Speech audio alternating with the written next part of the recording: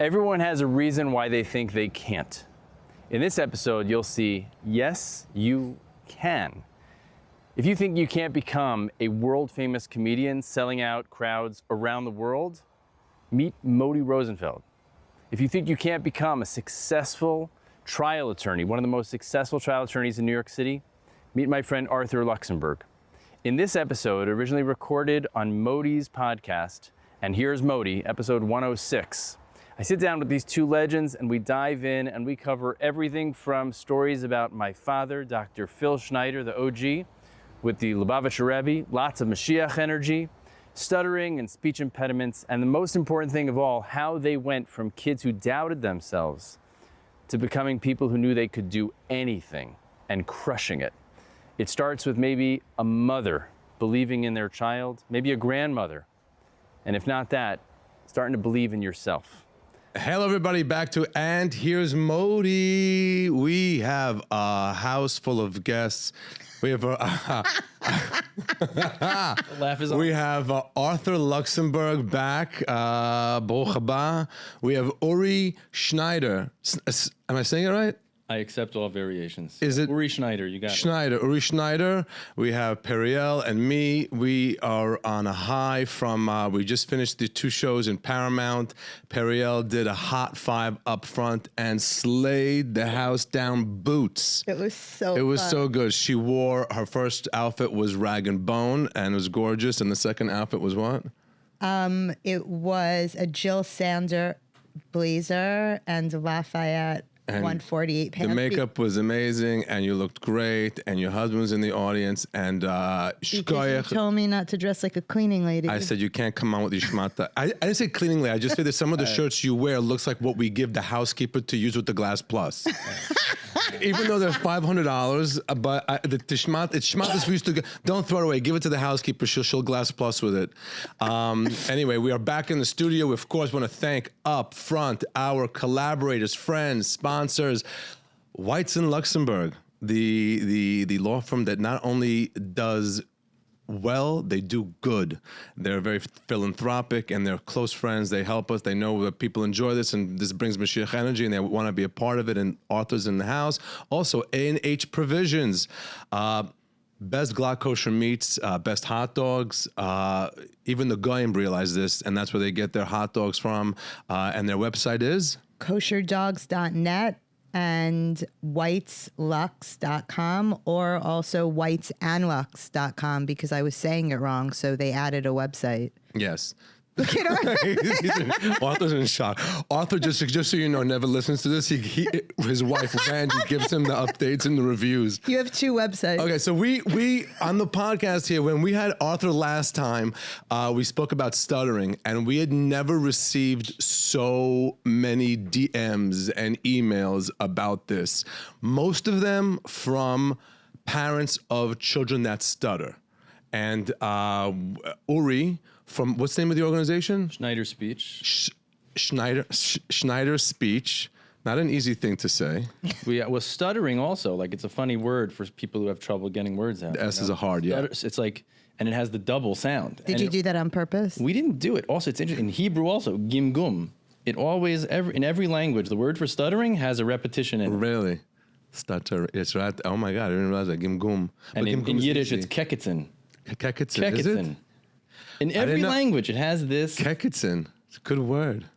So listen, you are the, I mean, I've seen the videos from your, about your work and we are here. And the number one thing, I was calling it tricks to avoid stuttering. You said it's better to use techniques, or what were the other words you used? You can call it anything. I think the important thing is that it shouldn't have like a negative connotation, like you're trying to like slip something by a trick.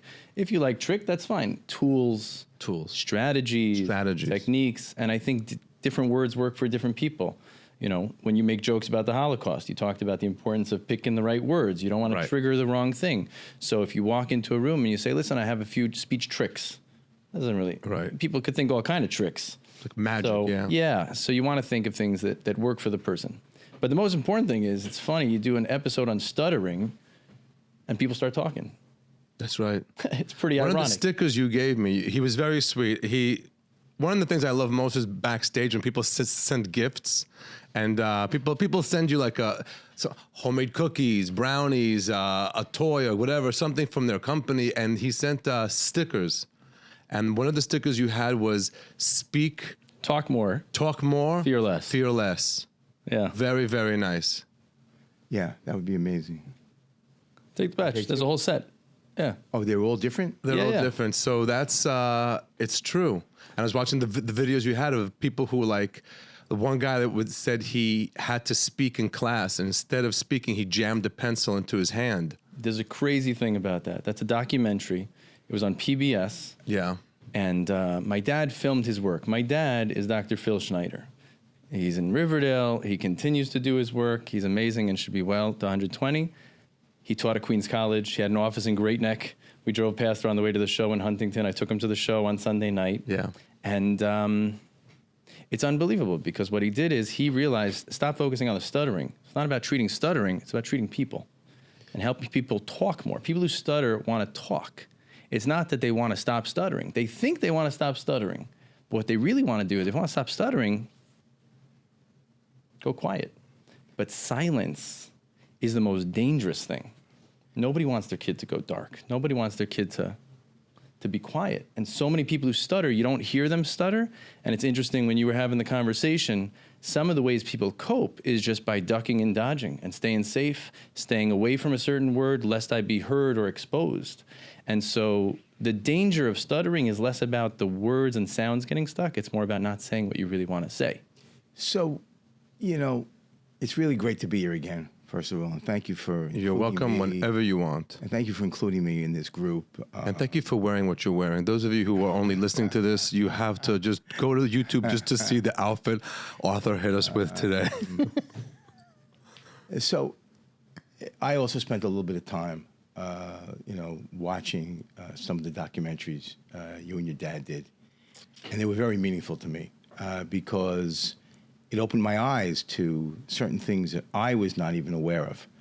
And the biggest thing, because I had formalized training, I didn't, overcome, and I don't think you never formally overcome stuttering. You're always on edge about it. But unlike you, I went to Long Island Jewish speech and hearing for many, many years. Just mentioning his name, I don't know if he'll ever hear this. A guy by the name of Arthur Jacobs, Dr. Arthur Jacobs, and I actually spoke to him about a year or two ago, and we worked extensively on techniques. And, if we have a chance to talk about that today, we should, because it's a lot different from the takeaway that I got from you and your dad.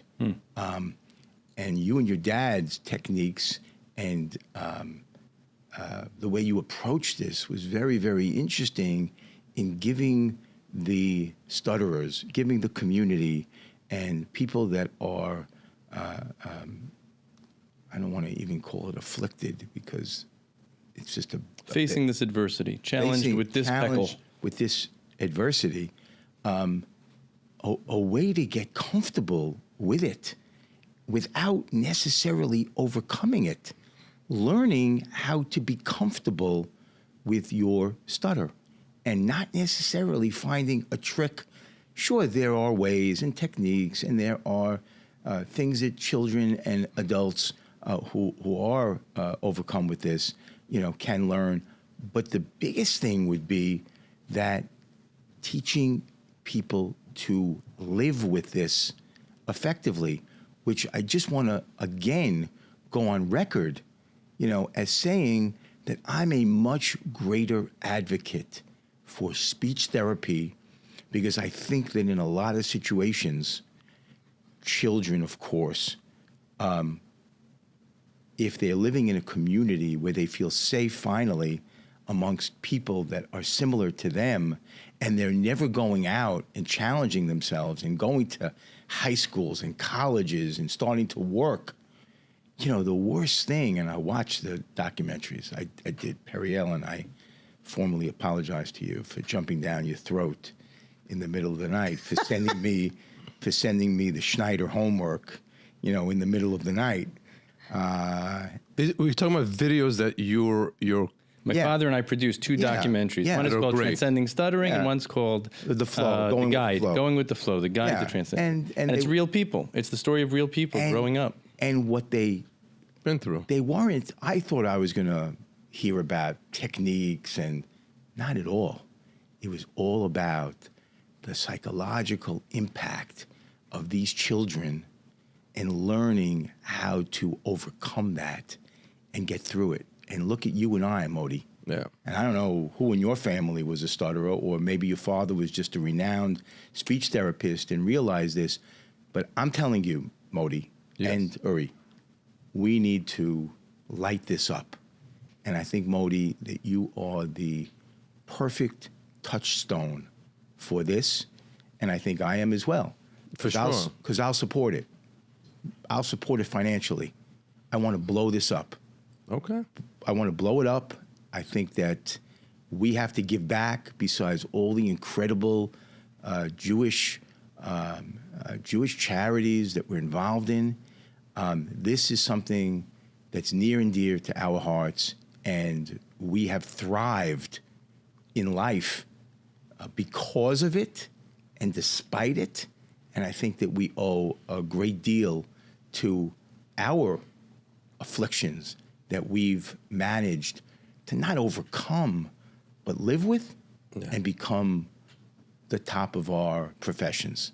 And I think that we need to do something. That's I steal- Mashiach can I- energy. that's Mashiach energy. The Rebbe said when Jews meet, the first thing they should do is discuss how to help somebody else. We got to That's come how back we're to my dad. Mashiach energy, when the Rebbe had his second stroke, Yes. they needed a speech therapist. No. Yeah, Yes. I mean, They needed a speech therapist. I saw that My father was not a religious man. I read that in He didn't know who this Rabbi Schneerson was, the Lubavitcher Rebbe, which we've heard so much from you on the podcast and everywhere. Rabbi Menachem Mendel Schneerson, Chabad. Wow. So this person had a command of more than 15 languages. Yeah. He had a stroke, and suddenly he couldn't communicate. Yep. Not only was he a leader in this sect, he was running a global enterprise. Yeah. And all kinds of decisions, financial decisions, interpersonal.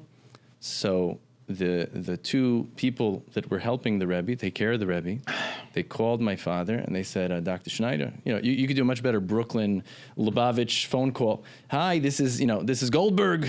This is Goldberg. We need you to. You're gonna come treat this rabbi. My dad says, I don't do house calls. I don't know who this is. And I'm also not the person that is the best person to help someone after a stroke. I'm happy to help connect you. And they wouldn't take no for an answer. They said, no, we'll send you a car. He says, no, you don't understand. I'm not that guy. Wow. So So that night, stories? that night he goes to sleep, and he rebuffed them. He said, oh. He speaks it over with my mother. He speaks it over with my mother. That was Yiddish. Go ahead. That was basically Yiddish with English words. It was, yeah. So he has a discussion with my mom. He doesn't make the final decision. He knows to run it by the boss. And my mother says, I think you should help this man. I think you should help him. Wow. Now, what my father does next is what really blew me away. You got to go all in. And this comes to stuttering too. Like if you're hedging what you want to say, you're going to stumble and stutter whether you stutter or not. And if you stutter, even more so. My father didn't hedge and say, well, what time can you meet my schedule? Can you do? My father said, when is he most alert? So anyone knows the Lubavitcher Rebbe was always most alert at 4 a.m. Yep. So my father said, send the car at 3 a.m. Oh Yep. my God. So I was 12 and a half, and my father was treating the Rebbe. I didn't get to see the Rebbe, but my dad had private time with the Lubavitcher Rebbe. Wow. And he wasn't speaking, and I learned how to put on tefillin downstairs in 770 with Rabbi Groner and Rabbi Krinsky. Wow. No, that you didn't tell me till now? Wanted to leave something good. We got lots more. I did not see that happening. Did you? So my father has some Tell the incredible stories. First of all, every rabbi that ever helped the Rebbe has such insane stories. yeah. So my father, and it also ties into everything, his ethos and his way, and with stuttering. He came in, And he said that the two rabbis were holding him, like locking his arms, because they saw he didn't know exactly how to interact. What was the conduct? What was the culture? What were the codes? So they walk my father in, holding him tight, and he sees a person who, on the one hand, should be in a hospital, maybe, but they've set up this room so beautifully, with such respect and such dignity. And instead of having like a robe with the backside open, satin robe with like buttons so they could access, get a line in, get a line out, but everything very dignified, very. So that was the first lesson my father takes, like how we should treat people who are older and people who might be not well. Yeah. And the way people are treated in hospitals, it like strips people of all their dignity. Horrible. He comes in and the Rebbe's not speaking, and they said, do you think he'll be able to give a Verbringen? Do you think he'll be able to? My father said, well, what's a Verbringen? So he says, well, it's kind of like where there's thousands of these Hasidim hanging on every word, Yes. and without any notes, he's pulling up sources seamlessly for hours on end, speaking mellifluously, and my father's looking at a man who just had his second stroke, Wow. and he's not speaking, and he's being brought in to ask, can he also make decisions? So my father says, I don't know, but let's try. I don't know, but let's try. It's also a big lesson. I don't know, but if you don't ask, the answer is always no. So you gotta try. So my father, basically the first question that was, there were letters being sent to the Lubavitcher Rebbe to ask him to make big decisions. They wanted to know, could he understand? Did he have the ability to understand? And could he give answers that were reliable? And what would be the code? So my father said, we're gonna take three people. One is a Yiddish speaker, one is an English speaker, one is a Hebrew speaker. My father took the English. They presented the question in both ways, a yes or no. And they asked him a question about a financial decision that came in from somewhere in Australia. And my father said, just look at the Rebbe, and then we'll come together and compare our notes what the answer is. And so they asked him 6 ways. They compared their notes. They all got the exact same answer, just by looking at his eyes. Wow. The second question was a young woman who was set up in an arranged marriage to marry a divorcee. And he was older, and she wasn't in for this. And she wanted to know if she could cancel this arranged marriage. And they all agreed that the Rebbe's answer was yes. There was full agreement. And the point was that beyond words, you look at the face, you look into the eyes, you look into the soul, and you see what's there. And so my father was able, thank God, to help Chabad Lubavitch see the Rebbe knew what was happening. He was able to be dependable in his decisions. My father wasn't able to help him get to the point where he could give a Verbringen again, Right. but he had many sacred encounters. That was his first encounter with a person of the magnitude of the Rebbe. Sacred Encounters. That's what my There's dad your calls it. title of, There you go. of the podcast. My dad says Sacred- every phone call that we get and every meeting that we have should be a sacred encounter. Wow. Amazing. Amazing. I So didn't that's see the that. prelude. Yes, when the Rebbe had a stroke, they changed 770. Yeah. They put him in the back, but everything was always with dignity and beautiful, and you felt his energy still. Yeah. The other thing that he did, the Rebbe, they built, as you said, they turned it around. They built a balcony. Yeah. They broke a wall from his study, which was the room they were taking care of him, into the study hall so that he could not have to go downstairs and around. There was no tunnel then, but just go out the balcony and see the Hasidim. And they brought him out, and no one knew if he'd be able to speak. And he's standing there, and nothing's coming out.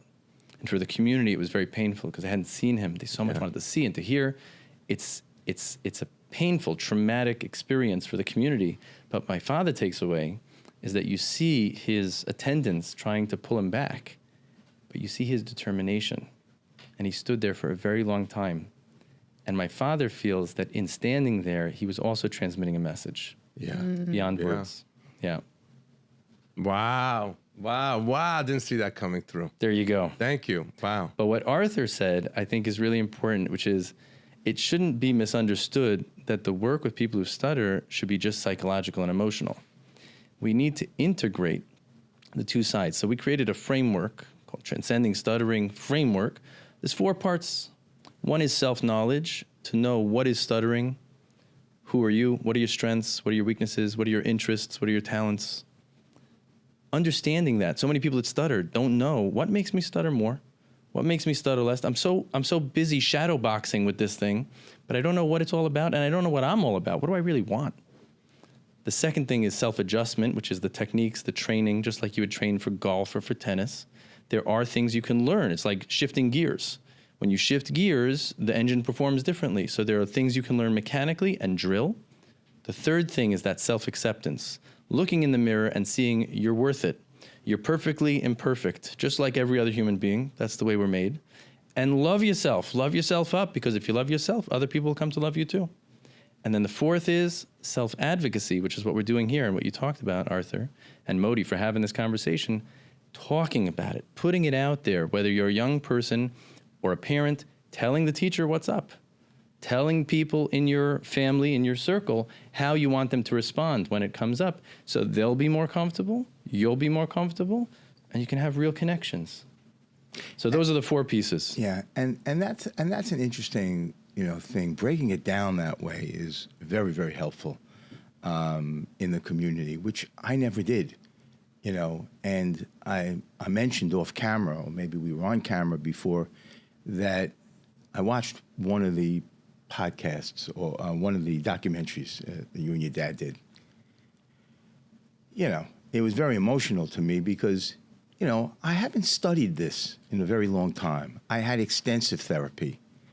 And when I saw how painful it was for some of these younger children that you highlighted in the documentaries, and I watched all of them, and I appreciate the diversity of children and young adults that you presented. You presented them from it looked like observant to inner city youth, and it was good to see that, because I have my own views on that, and people that can get help and people that aren't getting help. But what I'm saying to you is that I never remember having one single example of being ridiculed or criticized. Never one. And I was a profound stutterer. So it was very odd to me. Did I block it out? Did I not remember this? And I Or not care. Maybe, I don't know, maybe there was, you just don't remember it. Yeah, but I'm a very sensitive person. Okay. Oh, I don't know if I was sensitive as a kid. So I called my mother, right? And one thing about my mother and my family, we were very supportive of each other. And, it was my grandmother, and I think I might have said this before. It was my grandmother that took me for speech therapy 3 times a week. And it wasn't like going across the street or next door. It was going from Queens, going to Long Island to pick me up from school, taking me to Long Island Jewish Hospital, waiting for me there, and driving me back to Woodmere. So it was a very special time that we spent together, and she built me up by making me feel like I'm special. I could do anything, along the lines of what you and your dad did. And Any anecdotes you remember with your grandmother? there were endless anecdotes. I mean, I would say to her, and I was in college at this point, at the end of high school, going into college, and I would say to my grandmother, I'm not afraid to admit, that I felt I was ordinary.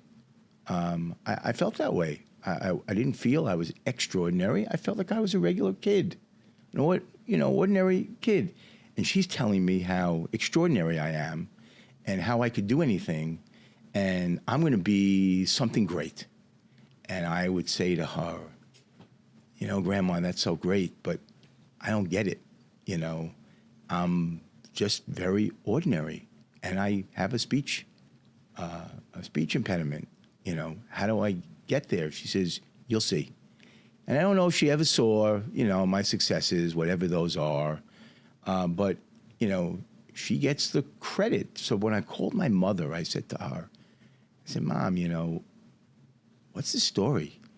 Do you have any stories of me coming home, talking about being shattered? And she said, no. You, I guess, lived in a great environment at a time when, you had teachers that also supported this, and you never let it happen to you that, you know, and because I've listened to old recordings of myself, you know, and I said to myself, it's not like I'm speaking normally. I'm clearly have a real problem, which is why I went for therapy for many years. Yeah. And I needed to get the help, but I never felt that. So it was very emotional that children were feeling that way. And I said to myself, I got to do something about this. It's not just getting them the physical help and treatment, and because I guess sometimes, and some of the comments that we got was, oh, Luxenberg's wrong. You know, you can't be in a room alone and not stutter. I said, Yeah, people. They jumped on me. Jumped on you for that, yeah. And I'm not saying I'm a doctor. I'm saying for Stutterers me. are like Jews, you know? Yeah. They don't have one opinion. You state opinion, you're going to have somebody that's going to disagree Everybody's got a with you. different stuttering thing. And that's Everything fine. is, But I said for me, you know, I'm in a room alone. I'll tell you what my father said. well, I can never, when you and I first began hanging out, I never would have thought you were a stutterer. Well, he doesn't stutter like Stuttering John. He doesn't stutter, but he doesn't stutter at all. We've had dinners together. I think maybe months later, he tells me he's a stutterer because he saw me stuttering. And then, But I never saw you that way either, because I just saw you as the funniest guy. no, but I get caught at a dinner. I'll get caught. I'm trying to get something out. I just thought that was one of your affectations. I never viewed that. That's good to know. I never viewed that as, and when you're on stage, unless you're really blocking, and I know that's a stutterer, Yeah. I never thought, we were together at Dina's house and other places a lot. Yeah. You were on stage a lot. You It don't was- stutter on stage. It's so it's very funny you say that. I stutter on stage when it's new material and I'm not sure what words to use. Right, you've at said that. at the show in Huntington, Long Island, at the Paramount, I was about to do a new bit, and I was exhausted, and I said, "This is not going to come out cute." It was a bit about. Because we're in Long Island and it's all of the communities, Roslyn and Great Neck and this point and that point. And, yeah, you know, all the rich Jewish West Hampton. neighborhoods. And what's funny now, and we also had the guy from the diner Right, with right. the posters all over the hostage posters all over the diner. Golden And I wanted Globe. the Golden Globe diner. And I wanted to say something along the lines like, I love how all the Jews are on missions now. They all go on missions to Israel. They go on these programs to Israel, and they're all trying to outdo each other. My mission we're staying at the King David. I'm at the Citadel. We're gonna get T-shirts and the dog tag, but ours is in gold. We're gonna barbecue with the soldiers right on the border. We're gonna barbecue in the tunnel. I'm actually gonna make my daughter's bat mitzvah in the tunnel with glatt kosher tunnels. They're all And here's there. Modi. And I was gonna do this bit on stage, but I said I am too tired to get all of these words out. In my mind, I had it. I knew where the taglines were. It's the barbecue in the tunnel, the gold instead of the silver dog tag, and which hotel they're staying in. And then you can throw in like lamb chops and things that the Jews know. But I was like, wow, because I was in fifth gear. You were a beast. So I said, really- Modi, you are way too tired to start doing a new bit now, and the words are gonna come out. I remember one time when I did the bit on those stupid presidents of the schools, and it was that day, and I sent it, and I stuttered through the entire bit. You told me to watch it. I sent it to Arthur right away. I go, just in case you think I don't stutter here, I couldn't get one word out, but it was funny. I stayed with it, but I couldn't get the word genocide out. The killing. It was a mess, but it was a funny bit. It got a lot of hits. But okay, so tachlis. But what's interesting, Yes. this is tachlis, and then when you Arthur, and you had the same conversation in the other interview, where Arthur's saying to you, I didn't know you stuttered, and you're saying, no, I'm telling you, I was stuttering. And so you had this narrative of yourself stuttering, and a lot of it was probably not even visible on the outside. It was how you were maneuvering on the inside. And I think that we need to acknowledge that that is a big schwitz. That's a lot of energy that people consume. I mean, what both of you do is hard enough to be a class act in your craft. But then to have to say, okay, it's like a taboo game. We got like many words we're gonna not say. We have many potholes we have to navigate. It's exhausting, and the experience in here doesn't match what's out here. So parents sometimes don't recognize what the kid's going through. Oh, no, you're fine. Oh. Because they don't stutter like Stuttering John or someone else they saw on a movie that's stuttering and blinking and moving and getting and wrestling with every word. People, oh, that's stuttering. You don't stutter. And then people say, no, like, I need to prove to you? I'm telling you, I know, like you said, the words are lined up, the bits lined up. It's actually awesome. Yeah. I don't trust it's going to come. Nix it.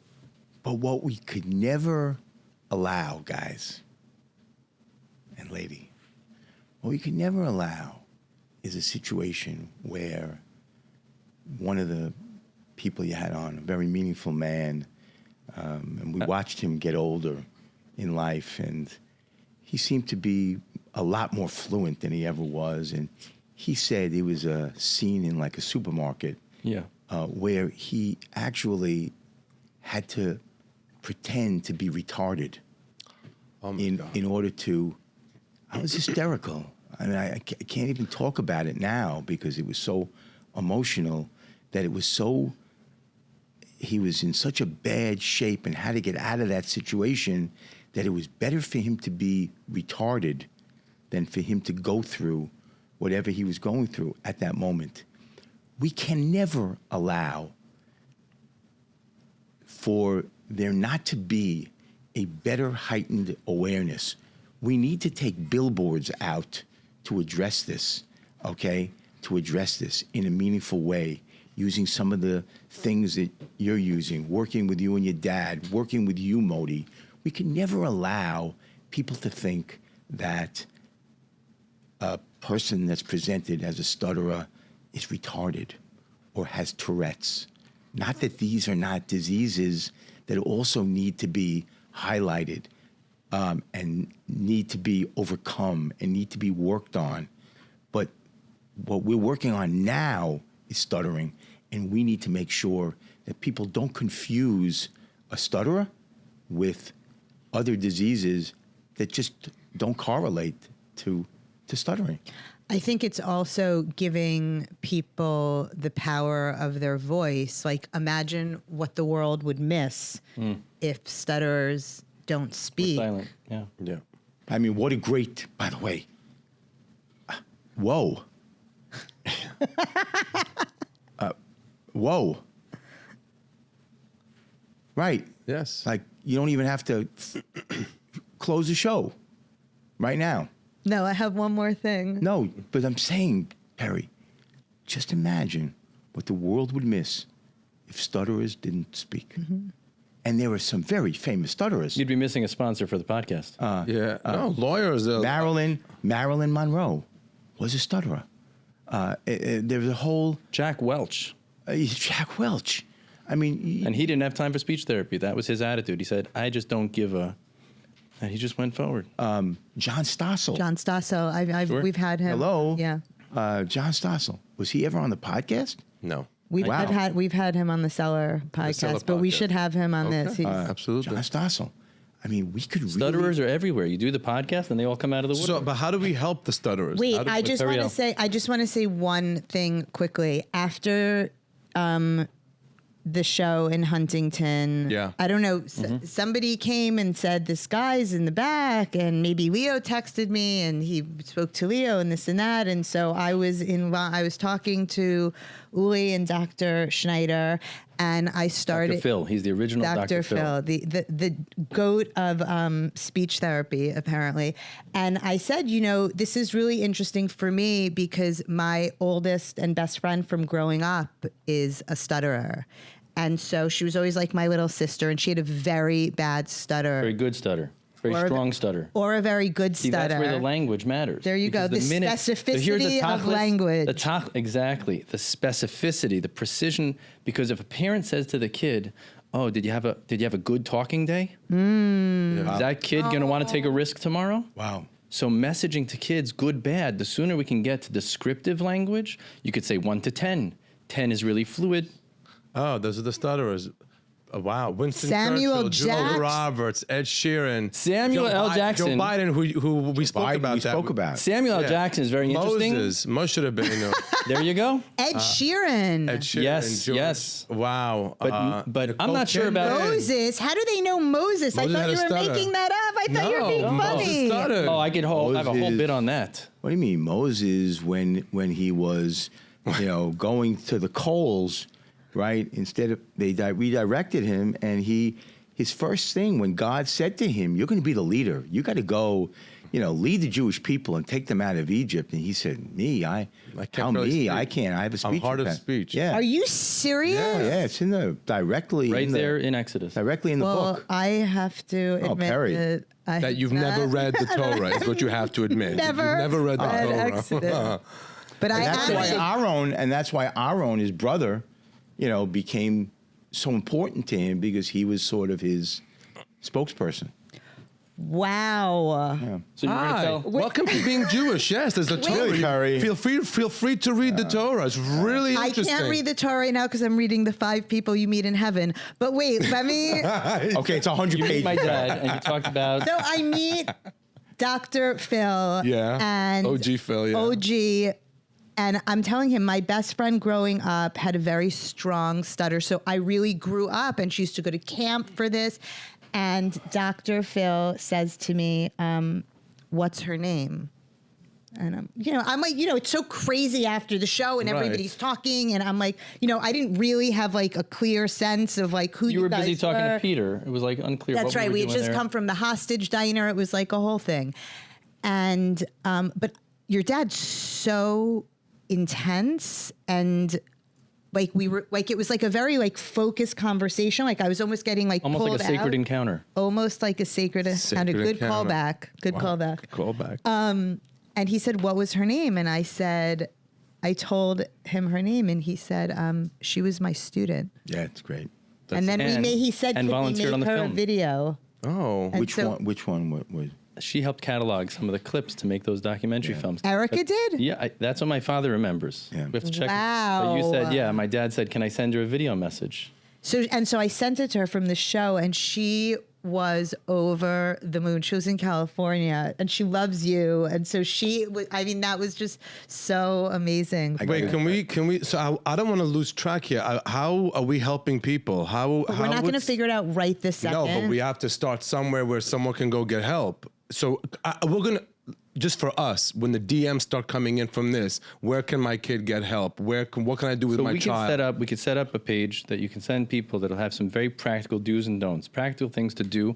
It doesn't help anybody to tell them, don't do this, don't do this, don't do this, don't do this. Oh, it's so individualized, the stuttering. But there's certain definite no-nos. So telling a kid, whoa, hold up, take a deep breath, relax, think about what you want to say. Those are all messages that are going to hold a kid back. Okay, let me start off this way. That's your technique. But let me start off this way. Yeah. Let me say this, okay? We'll talk offline. I'm committing a certain amount of money to people, to scholarships, that people that come into your organization that don't have the means or insurance to pay, I'm committing a certain amount of money right now to champion those children for your organization and us to do something. And I'm hoping Modi will do some kind of a show on a grand level that will raise a ton of money, and you'll hopefully contribute, money towards that also, where we can put together a scholarship fund for these, children and young adults and people that can't afford and have no opportunity to get any help. I'm talking about both kinds of help, the actual training, and I'm talking about the emotional help that gets a person through the day so that they don't feel. Menuchas hanefesh, guys, is everything, okay? I pray for it, just lightness of the heart, that we have a day that we just aren't overcome with difficulties. And these children, I think, from what I've seen, in the last week since you asked me to come on, and I've actually studied some of this, is overwhelming to me. And so I'm willing, whether you do a show or not, I'm willing, because I'm looking for something, and I think I want to ride that. I want to ride that with you and your dad. So Partner. I think it's a great opportunity that we've joined, today. By the way, just I know we're 10:50. I'm just gonna say this. It was a funny thing. Yeah. So I never like going to a courtroom unprepared. So like, I'm going to meet this famous speech guy. Phil Schneider. So I'm yelling at my people in the office. Get me everything on Phil Schneider. Get me volumes. And they're sending me things. And my son-in-law shows me that in WhatsApp there's a new like AI, right? So he says, watch this, you could ask it anything. So I said, send me stuff on Phil Schneider, on Phil Schneider. Anyway, sends me stuff. They send me these documentaries, okay, whatever. It's these documentaries. I'm laying in bed like, 2 o'clock in the morning, and I'm watching one of these documentaries. It's on UFOs. It's on UFOs. I'm saying to myself, the guy was also a UFO, Conspiracy like theorist? a famous UFO doctor, Dr. Phil Schneider. Your dad's a UFO guy? So if you go to look up the YouTube video, Yeah. it's like tens Yeah. of thousands Yeah. of hits and comments. Yeah, Oh, it's the wrong Dr. Phil. yeah. There's a guy, Phil Yeah. Schneider, who was Yeah. a conspiracy theorist who disappeared. Right. And so when you look him up, I'm calling my people. gotta I'm throw the yelling word at them. stuttering in there. You sent me the wrong Schneider. I go, you crazy? It's spelled this way, not that way. Anyway, and then I realize it's that AI thing, right? The dangers of AI, Yeah. right? People have to talk. The dangers of AI. And so anyway, your dad's got to make sure that he comes up first. absolutely. Great. How can people reach out to your organization and find out about you? What are the websites? I mean, the easy thing is Instagram? schneiderspeech.com. That's the private practice. Spell it out.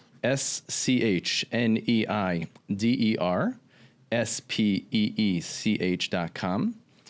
That's our private practice, and we have offices in person, and we also have teletherapy.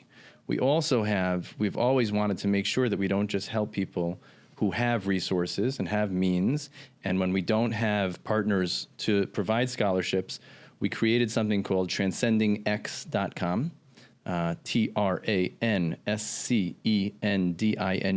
TRANSCENDINGX.com. Created a podcast called Transcending Stuttering, and we have a community around that, a private online community for people who stutter, a private online community for therapists who want to learn how to do this life-changing work. And so in this way, we're reaching a global audience of people and transcending financial barriers, geographic barriers, all barriers, because in the end, when human beings learn how to be their best and they can bring out the best in other people, I think the key from Arthur's story is his grandmother put a belief in his head of Mashiach energy. Mashiach is believing that the world to come will come. Yeah. Even though I don't see it right now. I look around, the world is upside down. It's the furthest thing from. But I have a belief that it can happen. Yes. And when you put that belief into a person, that's the agent of change. And I think as much as Arthur talks about the therapist, and not to downplay the therapist, when my father and I interview people like yourselves, it might be interesting to hear from you, Modi. What was the change? What was the game change? What drove you to be able to transcend stuttering, or however you think about it? Most people say it was a certain person, a certain adult, a certain caring, it might be a teacher, a family member, a parent. So I think that's the key. It's really highlighting. If parents are asking what they can do, if teachers are asking, listen to what changes a kid's life. It's putting belief that they could be somebody, that they could do something that they doubt they could do. What was the change for you? What was the biggest ingredient? From watching your documentary, I remember when I realized I was a stutterer. When it was, I think, first or second grade, and I was asked, we had to say something, and I said it, and the teacher said, wow, that came out perfect. So I go, are you saying everything else I've been saying has not come out perfect? And that's when I realized, oh, I have a problem. And I don't know what the other thing was. You told me about your dad. I'll tell you a funny thing with your grandmother. And I was a horrible student. So at Hofstra University, which is far from the 5 towns, there was a program that my mother used to drive me to and then wait for me. And it didn't help a thing. But it was the effort that she came and she used to drive. We should drive back and forth. And we used to listen to Avram Fried and Yoram Gaon in the tapes, back in the tapes. Right. Yeah. And it didn't help a thing. And like your grandmother said, you're special. You're this. I remember this so clearly. We were in the guidance counselor's office, and he's saying to my mother, "Modi's very, very smart and very, very." She goes, "He's not so smart, but he's not an idiot." My mother literally said that he's not so smart, but he's not an idiot. He doesn't have to be in the remedial class. She wanted to keep me out of the remedial class. Like, and I should stay in the regular class. So I would have loved that other class instead of. I swear to God, my mother. You know my mother. My mother's zero editing, nothing, just comes right out. But a big change in my life, besides learning my techniques alone, was taking voice lessons. Was when I was taking voice lessons and they showed me how to put everything up front, take it out from back here and put it all in the facial mask. And then, that was a big difference in my speech. So if I can catch that breath before I go and then move it to the front rather than back here, instead of hey, it's a big difference in my. Do you do that while you're speaking in the podcast? Yeah. You're thinking about your tonal focus? Yeah, especially if I'm about to go into a bit, I grab the air and then hey, bring the bit out like that in the front voice. Do you ever let I'm that an on? hour and 10 minutes not yelling but loud on stage. You can't. Otherwise you'd have no voice. Do you ever let that down? Let it go? What do you mean? Not focus on that. Like when you're at home having an intimate conversation, are you also doing that? No. No. Because you're at home. That's for performance. It's a performance. I think for kids, when parents start reminding their kids, remember, do your voice thing, do your breathing thing. Yeah. That's not where a kid should be so self-conscious. Like, tremendous respect to Arthur's fit every time, right? But I imagine, Arthur, there are times you put on pajamas, and I'm sure they're lovely too. I'm sure they're gorgeous. I'm sure They they're must be silk stunning. and stunning, and his But the name is analogy- everywhere. Yeah, they're like Julian Schnabel. And on the back it says "Schluf gesundheit." Guys, I don't want to disappoint anybody, but I sleep in my underwear. Okay. Perfect. Well, that's even better. By the way, very nice underwear, but Sure. I don't even want to start visioning that. But my father's line is, nobody should feel they have to dress in formal attire and talk in a formal, controlled way all the time. Right. So we have to tell kids they can just be themselves, Yeah. and equip them with the ability to dress up when they want to have that new gear in their transmission, that they can kick it into that gear when and where they want to. because I think that, and the takeaway from the documentaries were that kids felt that by always being on in that way, they lost their voice. It wasn't them. And there was a very interesting piece where your dad asked a young child to take breaths between, each, and they, asked them, well, and the child was much more fluent when he would concentrate very hard on taking breaths. And then your father asked them, how difficult was that on a scale of 1 to 10? And this was a very young, astute child, and said, that was like an 8. And then he says, just talk now. He says, which way do you feel better? Which way? Which way And do you prefer? He said, and the other way was he was painfully blocking and stuttering and trying to get through just a couple of words. And it looked like this was the most painful experience you would ever go through as a child. And when your father says, which was easier for you? He said, the other way, where I'm blocking on every word and stuttering because it's a natural, this is how I am. And yeah, I could be more fluent, but it takes enormous effort, And I'm also, you know, I'm always on. You know, I am never without being aware of a word that I might block on. And there have been a number of them in this hour where I just substituted or canceled. Well, whenever I speak to you, whenever you ask you a question, you always do this thing with your face. You go, and then you answer. That may not always be, but there are different things that like, I don't know if that's how you should do it, Modi. Right. Like, it'd be like, yeah. But that might just be and my that's a big pause. Yeah. But I don't think that pause. Look, blah, blah, blah, blah, blah. Yeah. I'm like, blah, blah, blah, blah, right away. Yeah, there have been a lot of things that I've adapted over the years that have helped me. As I said, I had extensive training, and it was using, you know, a lot of different methods. And I didn't, you know, the interesting thing was I didn't learn any of those methods from your dad. You know, your dad really focused on the emotional relationships and emotional and you know, I thought we were going to get into that today, you know. I'll say one word about it, is that the techniques and the tools are not rocket science. Yeah. You don't need a documentary on that. That's right. You can give me practically any person in the room, I can help them get the words out like this. The question is, the magic is how do you bring it to life? Yeah. How do you make it a new, comfortable skin, to be comfortable in your own skin and to be able to do this easy. But I want to in real life. But I want to say, with this therapist, Arthur Jacobs, who's now a much older man, I did this, you know, 40 years ago. We used to go across the street to the mall, go into the store. With you? That was one of the teachings? Yes. We physically went to those difficult places that the phone, we started off with the phone, call the airlines. And we had all this videotaped and tape recorded, how I sounded when we first began, how I sounded 2 years later, how I sounded 4 years later. And then we would go across the street, go into a restaurant, order something. You know, where you would hear on the videos a young girl who was panicked. She would be in a bathroom. She would go to the bathroom deliberately at a time when she would have to order to avoid having to order. And she'd stay in the bathroom long enough so that she wouldn't have to, so that she'd make sure her mother ordered. Wow. We need to challenge that.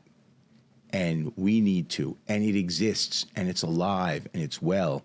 And I'm sorry to, you know, an organization that I may have been critical of, you know, on the last podcast, you know, where they seem to have really been focused on giving children a community and a voice and a place.